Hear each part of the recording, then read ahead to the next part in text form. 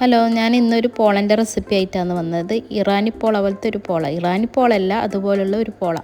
അപ്പം മസാല ഉണ്ടാക്കിയത് നമ്മൾ സ്വീറ്റ് കോൺ, അതുപോലെ തന്നെ കാബേജ്, ക്യാരറ്റ്, ചിക്കനെല്ലാം ചേർത്തിട്ടുള്ള മസാലയാണ് ഉണ്ടാക്കിയത്. അതവിടെ മാറ്റി വെക്കാം. അപ്പോൾ ഒരു മിക്സിൻ്റെ ജാറിലേക്ക് നമുക്ക് 2 മുട്ട പൊട്ടിച്ചൊഴിക്കാം. ഇനി ഇതിലേക്ക് നമുക്ക് 1 കപ്പ് മൈദ ചേർത്ത് കൊടുക്കാം. പിന്നെ ഇതിലേക്ക് ആവശ്യത്തിനുള്ള ഉപ്പ് ചേർത്ത് കൊടുക്കാം. പിന്നെ ഇതിലേക്ക് 1 സ്പൂൺ കുരുമുളക് പൊടി ചേർത്ത് കൊടുക്കാം.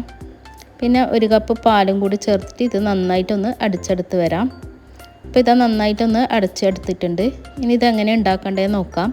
അപ്പോൾ ഒരു പാനിലേക്ക് കുറച്ച് ചൂടായി കഴിഞ്ഞാൽ നെയ്യ് പുരട്ടി കൊടുക്കാം. ഇനി ബാറ്റർ പകുതി ചേർത്ത് കൊടുക്കാം. 2 മിനിറ്റ് ഒന്ന് അടച്ച് വെക്കാം. അതിന് ശേഷം നമുക്ക് ഇതിലേക്ക് ഫില്ലിങ് പകുതി ചേർത്ത് കൊടുക്കാം. അപ്പോൾ ഫില്ലിങ് എല്ലായിടത്തും ആകുന്ന വിധത്തിൽ തന്നെ ചേർത്ത് കൊടുക്കണം. നടുഭാഗത്തായിട്ട് നമുക്ക് ഇട്ട് കൊടുക്കാം. അതിനുശേഷം ബാക്കിയുള്ള ബാറ്ററും കൂടി ഒഴിച്ചു കൊടുക്കാം. എല്ലായിടത്തും ആകുന്ന വിധത്തിൽ തന്നെ നന്നായിട്ട് ഒഴിച്ചു കൊടുക്കാം. എന്നിട്ട് ഇത് അടച്ച് വെച്ച് ഒരു 20 മിനിറ്റ് നമുക്ക് വേവിച്ചെടുക്കാം. അപ്പോൾ ഇത് 20 മിനിറ്റ് ആകുമ്പോഴേക്കും നന്നായിട്ട് പൊങ്ങി വന്നിട്ടുണ്ട്. ഇനി ഫ്ലെയിം ഇവിടെ ഓഫ് ചെയ്യാം.